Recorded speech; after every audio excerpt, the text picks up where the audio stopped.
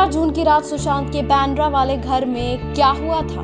वैसे तो सुशांत ने 14 जून की सुबह खुदकुशी की, लेकिन अब पुलिस इस बात की जांच में भी लगी है कि आखिर 13 जून की रात से लेकर 14 जून की सुबह तक हुआ क्या था।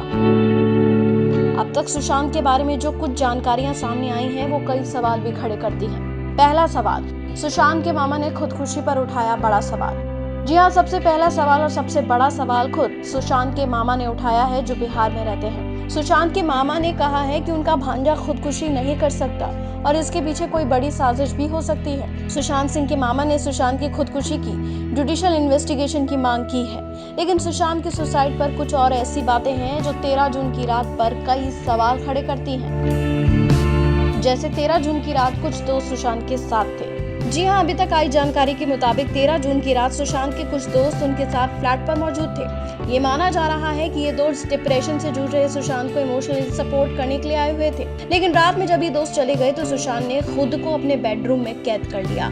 सुशांत के घर में रहने वाले उनके नौकरों और सहयोगियों को लगा कि वो सोने चले गए, और इसी बीच सुशांत की जो कॉल रिकॉर्ड सामने आई है, उसके मुताबिक सुशांत ने अपनी आखिरी कॉल देर रात एक एक्टर को की थी, लेकिन ये फोन अनआंसर्ड रहा। अब सुशांत ने किस एक्टर को कॉल किया था, फिलहाल इस एक्टर का नाम पब्लिक नहीं किया गया है।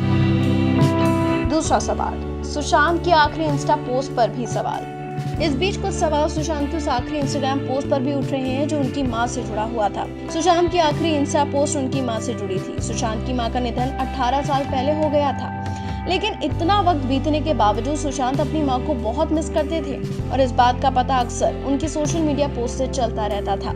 इसके अलावा सुशांत ने हाल ही में अपनी एक बहन को भी खो दिया था। इसके अलावा सुशांत की पर्सनल लाइफ में भी पिछला एक हफ्ता काफी ऊटपटांग से भरा रहा।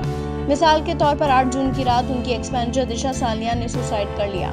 इसके ठीक बाद उनकी पहली एक्स गर्लफ्रेंड और उनके सबसे पहले टीवी शो में उनकी हीरोइन रही अंकिता लोखंडे की सगाई की खबर 11 जून को आती है।